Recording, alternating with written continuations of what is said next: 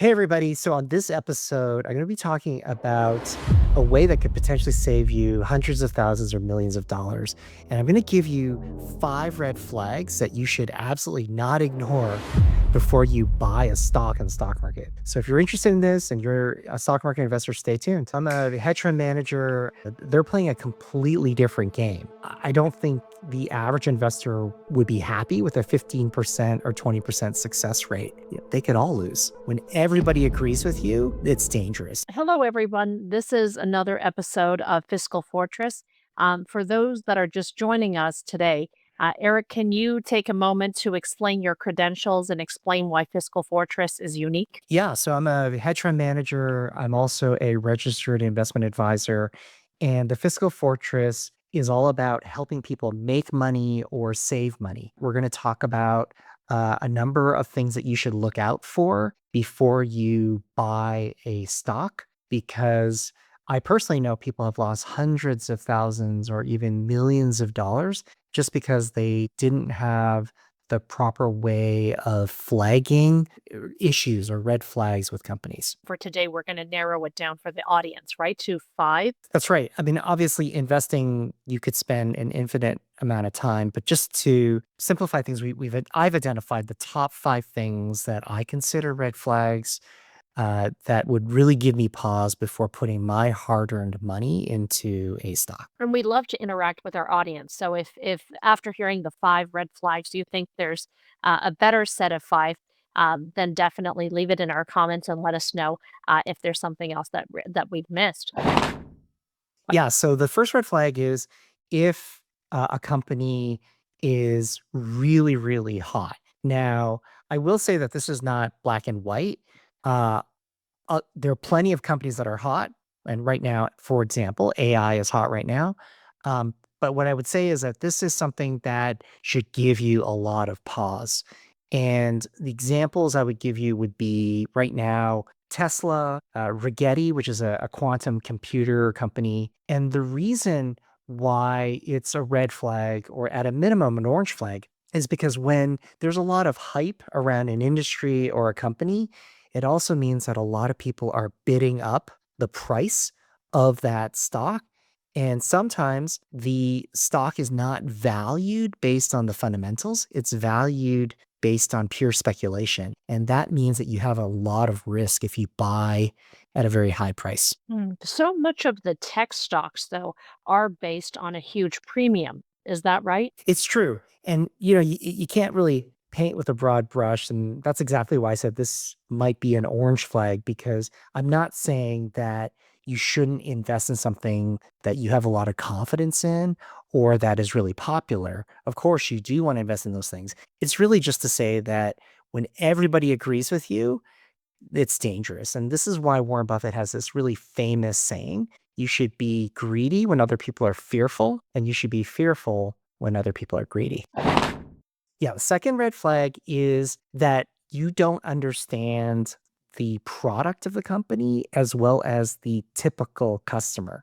So this is actually a really, really important thing. And I remember a story. There's a book called The One Up on Wall Street by Peter Lynch, and he recalls that he's known many people who are experts in oil. They're like oil people in Houston, but they're buying pharmaceutical companies. And then he knows, doctors in Boston, and they're buying energy companies.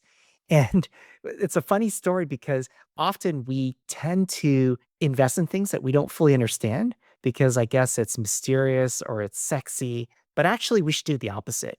It's an absolute red flag if you were honest with yourself and you don't understand the product as well as the typical customer of them. So, going back to, I'll give you a concrete example. If you are investing in Rigetti, I mentioned that, quantum computing, do you understand who the typical customers are for Rigetti? And if you do you understand, could you evaluate how good Rigetti's product is compared to alternatives? So that'd be a really good example. So if a person did understand the product, does that mean that it's a good opportunity to buy that into that stock then? I wouldn't say it's sufficient. I mean, I think that's now you don't have that red flag, so that's a green flag. You understand the product really well, but you still need to do the research. So that alone is not enough. But if you don't understand the product, I would stay away. So the third red flag is a fundamental thing, but it's basically if a company doesn't have profits. So there are lots of companies, and this is related to really hyped up companies. There are lots of companies that have extremely fast growing revenues, but they're actually burning more money, expenses, and cash than the money they're bringing in.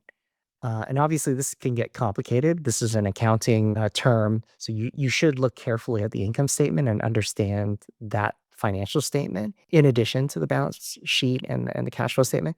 But the point is, I personally think that it's very dangerous to invest in a company if it's not yet profitable, because it's almost impossible to value that company. You really don't, over the long term, a company can't be in that state forever. It will eventually go bankrupt if it never turns a profit. And so you run that risk by investing in a company that hasn't shown that they can, operate the business in a profitable way. And even if the company is profitable, I would say that's not sufficient. You want to find a company that is actually growing those profits and is becoming more and more profitable quarter after quarter, year after year. So I wonder if, in terms of differentiating between stocks that are in the public market versus startups, usually when venture capitalists invest in startups, the companies are usually not profitable. Is that right? That is true, and this is exactly why venture capitalists are happy when more than 10 or 15% of their companies actually don't go under. They're playing a completely different game. But as an individual investor, I don't think the average investor would be happy with a 15% or 20% success rate. If you're a venture capitalist, I think that's a different thing. For a living, they invest in companies that are inherently very speculative, high probability of failure, very few that are profitable. But if you're investing in the public markets and buying stocks, you don't have to do that. You can basically look for the companies that have, cleared that bar and, are profitable and will continue to be more profitable in the future. And usually, when the venture capitalists invest in a non profitable company, they already have met the green light from the second flag that we talked about, that they really do understand the product. I doubt that they would 100%. not understand and have it not profitable and still put money in. That's right. Yeah. No venture capitalist would put money or invest money in a company that they didn't understand with a very high level of conviction. But they're professional investors, and oftentimes they understand the product or the vision of the founders. The company is very early stage, and of course, like an early stage company often isn't profitable. Like sometimes venture capitalists are literally investing even before the team has a product. It's just an idea. So that's just a completely different game. But I think if you're investing in a company that's listed in the public markets, that should not be your mindset. You should be thinking and using this as a red flag. A fourth red flag is competition. And a lot of people call this having a competitive moat or an economic moat. And it just means you really don't want to invest in a company when there are a gazillion competitors. So the one example I'll give you is there was a time when it was very clear that mobile phones would be huge 15 years ago. But at the time, you would be really hard pressed to determine with certainty that Apple would win that battle and that Samsung would be the number 2 player, or those are the top 2 players.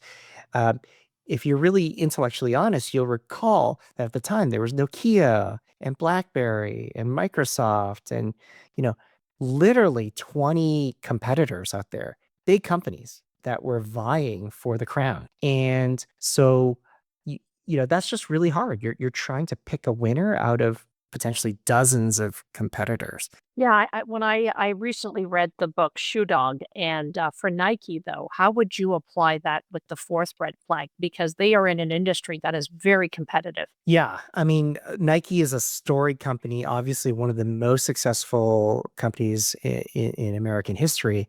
But even Nike today is kind of struggling. And to your point, right? I mean, they are not the company they used to be, and now there's On, the Swiss brand that's really popular. A couple of years ago, there was Bird, in Silicon Valley and Wall Street, these popular athletic shoes that were made of merino wool. That's just an industry where, if you have some special knowledge or you're in the shoe industry, maybe that's a good bet. But the best bet recently would have been investing in Skechers. And Skechers isn't exactly, a well-known brand like Nike, but you know, they've been doing really well. But it just goes to show that in the shoe industry, there's a ton of competition, and you should be. It's a red flag. You should be cautious and maybe look elsewhere. Yeah, I'm surprised about Skechers as well because that's not considered a an elite brand. It's true. Yeah. The elite brands don't always win. I'll give you one other example. Under Armour, at one point in time, they were like a high flying American athletic brand. They were they were sponsoring Steph Curry, including his shoes. He was wearing Under Armour shoes. Not doing well. Just because the company's high profile and they seem to be doing really well. Again, looks can be deceiving. Hmm. If Under Armour is competing against Puma and Adidas and Nike and Allbirds, they could all lose. Hmm. And sometimes that's exactly what happens. And what about the fifth red flag? The fifth red flag is debt.